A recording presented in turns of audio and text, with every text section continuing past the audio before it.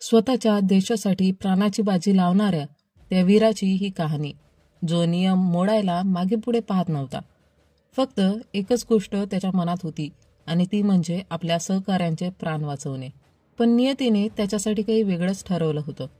एका युद्धात हरवलेलं त्याचं अस्तित्व, सरकारने दुर्लक्षित केलेला त्याचा त्याग आणि अखेरच्या क्षणी उलगडलेलं त्याच्या शौर्याचं गूढ. ही कहाणी आहे त्या मिस्टिरियस पायलटची, ज्याचा खरा इतिहास वर्षानुवर्ष अंधारातच राहिला. पण शेवटी सत्य कितीही लपवलं तरी ते उघड होणारच होतं. आजच्या या व्हिडिओमध्ये मी तुम्हाला 2025 मध्ये आलेल्या स्काय फोर्स या सिनेमाचं एक्सप्लेनेशन देणार आहे. चला तर मंडळी, वेळ न दवडता व्हिडिओला सुरुवात करूया. मूवीची सुरुवात 1971 पासून होते, जिथे पाकिस्तान एअरफोर्स इंडियन एअरफोर्सवर हल्ला करत होती. त्याचवेळी इंडियन एअरफोर्सची टीम एका पाकिस्तानी पायलटला पकडते, ज्याचे नाव असते अहमद हुसेन. त्याची चौकशी करण्यासाठी एक ऑफिसर त्याच्याशी बोलू लागतो आणि विचारतो की त्यांनी हल्ला केला तर आणखी कुठे हल्ला करण्याचा त्यांचा प्लॅन आहे. त्यावर हुसेन सांगतो की तू ही माहिती देऊ शकत नाही. यानंतर अहुजाला कळतं की 1965 मध्ये जेव्हा भारत पाकिस्तान युद्ध झाले होते तेव्हा हुसेनला एक पुरस्कार मिळाला होता. हे ऐकून ओम आश्चर्यचकित होतो, कारण त्या युद्धात पाकिस्तान हरला होता.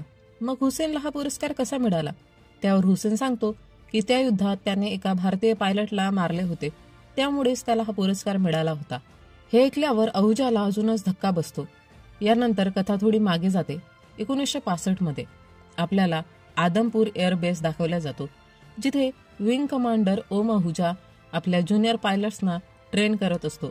त्याचा फेवरेट पायलट होता विजय, ज्याचे कोडनेम होते टॅबी. टॅबी हा खूप निर्भय होता. तो कोणतेही नियम तोडण्यास मागे हटत नसे. त्याचे मत होते की युद्धात कोणतीही सीमा नसते, मग ट्रेनिंगमध्ये का असावी. त्यामुळे तो बेधडक सराव करत असे. टॅबी आणि चॅटर्जी नावाच्या पायलटमध्ये अजिबात पटत नसे. दोघांचे नेहमी भांडण होत असे, कारण चॅटर्जीला टॅबीबद्दल हेवा वाटत असे, कारण टॅबी हा अहुजाचा आवडता विद्यार्थी होता. यानंतर अहुजाला बातमी मिळते की पाकिस्तान एअरफोर्सने भारताच्या एका एअरबेसवर हल्ला केला आहे, ज्यामध्ये 3 भारतीय सैनिक शहीद झाले आहेत. हे ऐकून अहुजा आपल्या सिनियर ऑफिसरकडे जातो आणि सांगतो की त्यांना पाकिस्तानवर प्रत्युत्तर दाखल हल्ला करायला हवा. तो म्हणतो, जर ते आपल्यावर हल्ला करू शकतात तर आपणही त्यांना दाखवायला हवं की आपणही हल्ला करू शकतो. पण अहुजाचे सिनियर सांगतात की ही परवानगी देण्याचा अधिकार त्यांच्या हातात नाही. त्यासाठी त्यांना वरच्या अधिकाऱ्यांकडून ऑर्डर मिळायला हव्या. अहुजाचे सिनियर वरच्या अधिकाऱ्यांकडून परवानगी मिळवण्याचा प्रयत्न करतात, पण त्यांना ती मिळत नाही. अहुजा मात्र समजून चुकला होता की पाकिस्तान एवढ्यावर थांबणार नाही, ते पुन्हा हल्ला करणारच. म्हणून तो आपल्या सैनिकांना सतर्क राहण्यासाठी आणि हल्ल्यासाठी तयार राहण्याचे आदेश देतो.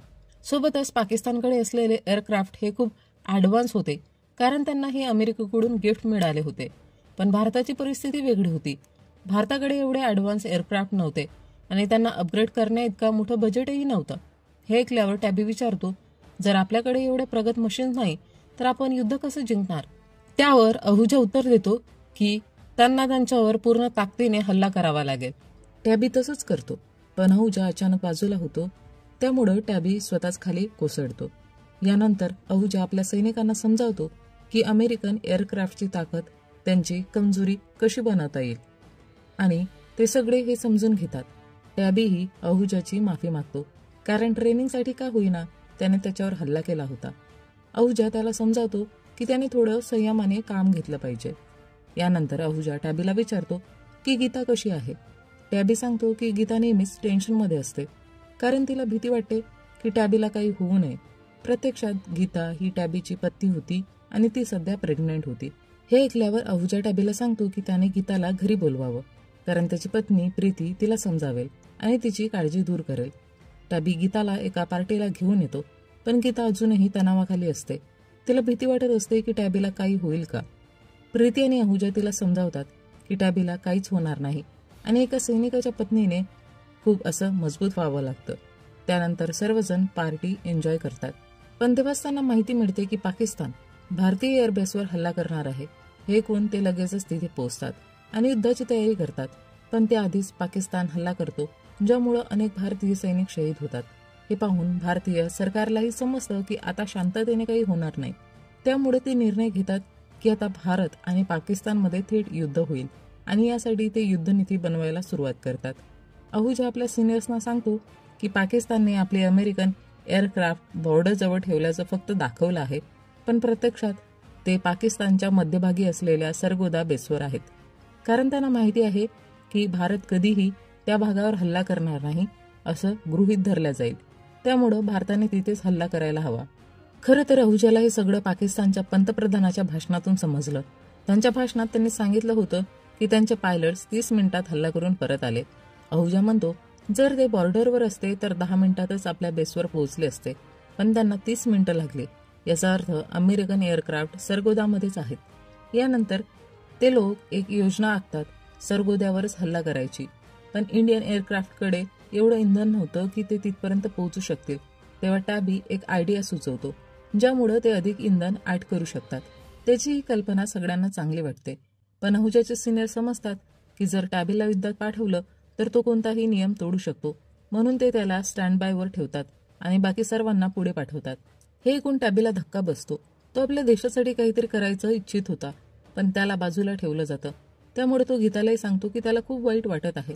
गीता त्याला समजावते की त्यांच्या सिनियर्सनी हा निर्णय काहीतरी विचार करूनच घेतला असेल, पण टॅबी खूप उदास होतो.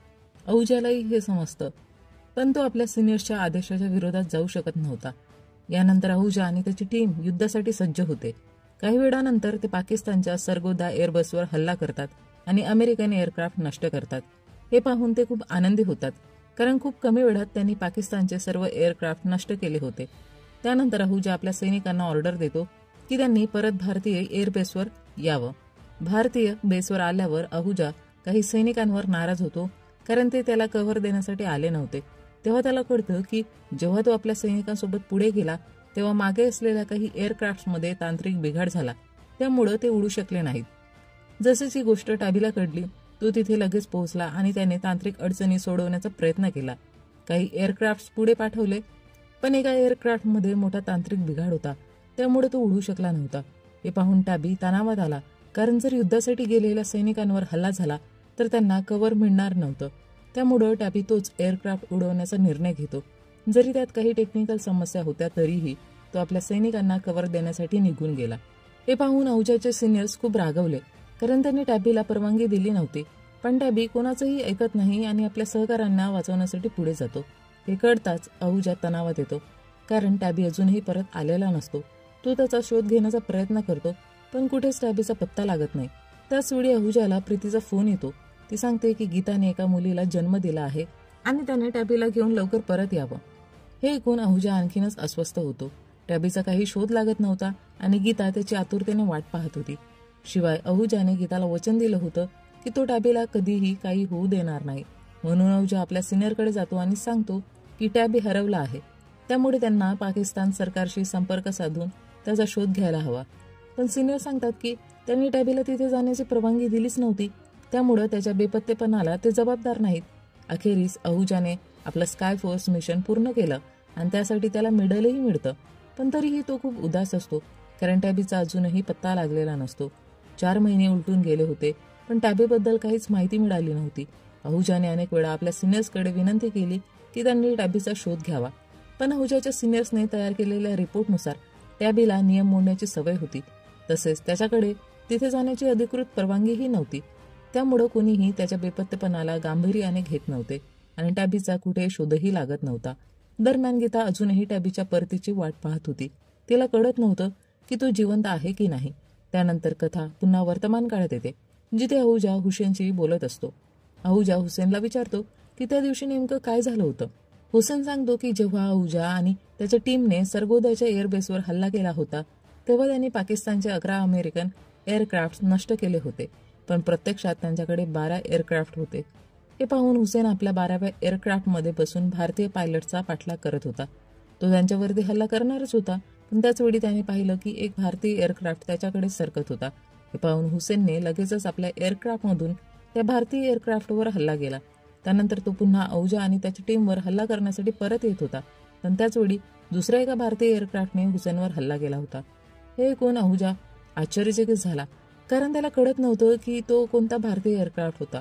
पण हुसेन पुढे म्हणतो की जर त्याने यापुढे काहीही सांगितलं तर ते त्याच्या देशाशी गद्दारी ठरेल, म्हणून तो काही पुढे सांगू शकणार नाही. हे ऐकून अहुजाच्या मनात पुन्हा एक आशा निर्माण झाली की कदाचित टॅबी अजूनही जिवंत असेल आणि पाकिस्तानमध्ये कुठेतरी असेल. त्यामुळे तो पुन्हा आपल्या सिनियरकडे जातो आणि त्यांना पटवण्याचा प्रयत्न करतो की त्यांनी टॅबीचा शोध घ्यायला हवा. पण त्याचे सिनियर्स म्हणतात की हुसेन काहीही बोलू शकतो, त्याच्या बोलण्यावर ते विश्वास ठेवू शकत नाही. जर अहुजाला सिद्ध करायचं असेल की टॅबी अजूनही पाकिस्तानमध्ये आहे तर त्याला अधिक ठोस पुरावे द्यावे लागतील. हे ऐकून अहुजा पुन्हा आपल्या मिशनला लागतो. तो अनेक लोकांना संपर्क करून टॅबीबद्दल माहिती गोळा करण्याचा प्रयत्न करतो. तसेच त्या दिवशी नक्की काय घडलं याचा शोध घेण्याचाही प्रयत्न करतो. पण खूप प्रयत्न करूनही त्याला फारशी माहिती मिळत नाही. त्यामुळे तो निराश होतो. तेव्हा प्रीती त्याला समजावते की त्याने पुन्हा एकदा हुसेनशी बोलायला हवं, कारण हुसेनला उद्या पाकिस्तानला पाठवण्यात येणार होतं. त्यामुळे दुसऱ्या दिवशी अहुजा पुन्हा हुसेनकडे जातो आणि त्याच्याशी बोलतो. पण हुसेन त्याला काहीच सांगत नाही.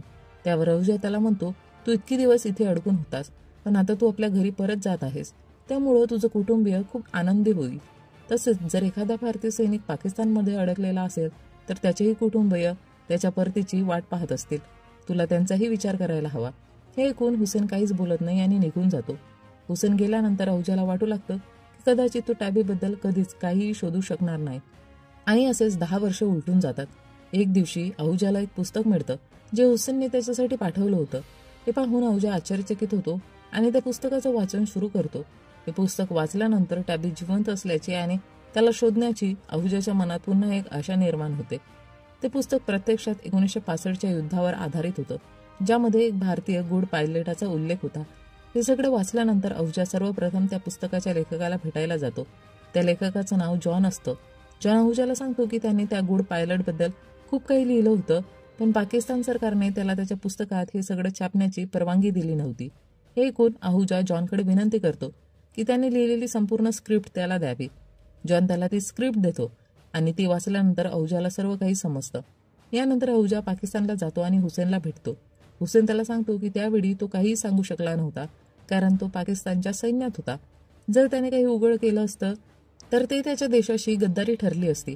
पण आता तो रिटायर झाला आहे, त्यामुळं तो त्या दिवशी नेमकं काय झालं होतं हे सांगू शकतो. यानंतर कथा पुन्हा 1965 मध्ये त्या दिवशी अहुजा आपल्या टीमसोबत भारतीय एअरबेसकडे परत जात होता. पण त्याचवेळी अमेरिकन बनावटीच्या पाकिस्तानच्या एअरक्राफ्टने त्याचा पाठलाग सुरू केला. तो त्यांच्यावर हल्ला करणार होता, पण तेवढं त्याने पाहिलं की एक भारतीय एअरक्राफ्ट त्याच्याच दिशेने येत आहे. हुसेनने लगेचच त्या भारतीय एअरक्राफ्टवर हल्ला केला. त्याला वाटलं की ते विमान नष्ट होईल, पण टॅबीने स्वतःला आणि आपल्या एअरक्राफ्टला वाचवलं आणि तो उलट हुसेनच्या मागे लागला. यानंतर हुसेन आणि टॅबीमध्ये तीव्र हवाई युद्ध सुरू झालं. दोघेही एकमेकांवर वर्चस्व मिळवण्याचा प्रयत्न करत होते. हुसेनकडे अत्याधुनिक तंत्रज्ञानाचे सुसज्ज एअरक्राफ्ट होतं, तर टॅबीकडे जुन्या प्रकारचं एअरक्राफ्ट होतं. पण तरीही टॅबी अपार धैर्याने लढत होता, जे पाहून हुसेनही आश्चर्यचकित झाला. त्याला समजलं की टॅबी हा एक उत्कृष्ट पायलट आहे. हे युद्ध बराच वेळ सुरू राहिलं आणि शेवटी टॅबीने हुसेनच्या एअरक्राफ्टला नष्ट केलं. यानंतर हुसेन पॅराशूटच्या मदतीने विमानातून बाहेर पडतो, पण टॅबीचं विमान जुनं झालेलं असल्यामुळे ते लॉक होतं. टॅबीला प्रयत्न करूनही विमानाच्या बाहेर पडता आलं नाही आणि त्याचं विमान क्रॅश होतो, ज्यामध्ये त्याचा मृत्यू होतो. हे सर्व ऐकल्यानंतर अहुजा त्या पुस्तकासह सर्व पुरावे घेऊन भारतात परत येतो आणि राष्ट्रपतींना पत्र लिहितो. त्यानंतर यावर अधिकृत चौकशी सुरू होते. अहुजा आपल्या वरिष्ठ अधिकाऱ्यांना सांगतो की त्या दिवशी टॅबीसोबत नक्की काय घडलं होतं. तो त्यांना हेही सांगतो की अमेरिकेला जेव्हा समजलं की एका भारतीय सैनिकाने आपल्या जुन्या विमानाचा वापर करून त्यांचं अत्याधुनिक विमान नष्ट केलं, तेव्हा ते खूप आश्चर्यचकित झाले होते. त्यांनी शोध घेतला की त्यांच्या विमानात काय अडचण होती, ज्यामुळं टॅबी ते नष्ट करू शकला. हे समजल्यावर त्यांनी त्या समस्येवर उपाय शोधण्यास सुरुवात केली. अहुजा आपल्या वरिष्ठ अधिकाऱ्यांना सांगतो की जर त्या दिवशी टॅबीने नियम मोडले नसते तर तो आणि त्याची टीम जिवंत परत येऊ शकले नसते, कारण हुसेनने त्यांच्यावर हल्ला करून त्यांना मारून टाकलं असतं. पण टॅबीने एकटं लढत त्या सर्वांचे प्राण वाचवले होते. जर टॅबी तिथे नसता तर ते सर्व लोक मृत्युमुखी पडले असते. हे ऐकून आणि सर्व पुरावे पाहून अहुजाच्या वरिष्ठ अधिकाऱ्यांना कळून चुकतं की त्यांनी टॅबीबद्दल किती चुकीचा विचार केला होता. त्यामुळं टॅबीला ना कधी सन्मान मिळाला ना कधी कोणी त्याच्या शोधासाठी पुढं आलं. त्यामुळं ते अहुजाची माफी मागतात आणि टॅबीला महावीर चक्र प्रदान करण्यासाठी शिफारस करतात. काही काळानंतर गीता, टॅबीची पत्नी, हिला महावीर चक्र प्रदान केलं जातं आणि अखेर टॅबीला न्याय मिळतो. यानंतर अहुजा आणि हुसेन त्या ठिकाणी जातात जिथे टॅबीला पुरलं गेलं होतं आणि ते त्याला श्रद्धांजली अर्पण करतात. आणि इथेच चित्रपटाची कथा संपते. टॅबीच्या पराक्रमाची गोष्ट कित्येक वर्ष अज्ञात राहिली, पण शेवटी त्याला त्याच्या शौर्याचा न्याय मिळाला. ज्याला नियम तोडणारा म्हणून ओळखलं गेलं, त्याच्याच बलिदानाने अनेकांचे जीव वाचले. देशासाठी झुंजणाऱ्या प्रत्येक सैनिकाची हीच ओळख असते. त्याच्या पराक्रमाची गाथा वेळ लागला तरी अंधारातून प्रकाशात येतेच. टॅबीने दिलेल्या बलिदानाची आठवण नेहमीच राहील आणि त्याची शौर्यगाथा इतिहासात सुवर्ण अक्षरांनी कोरली जाईल.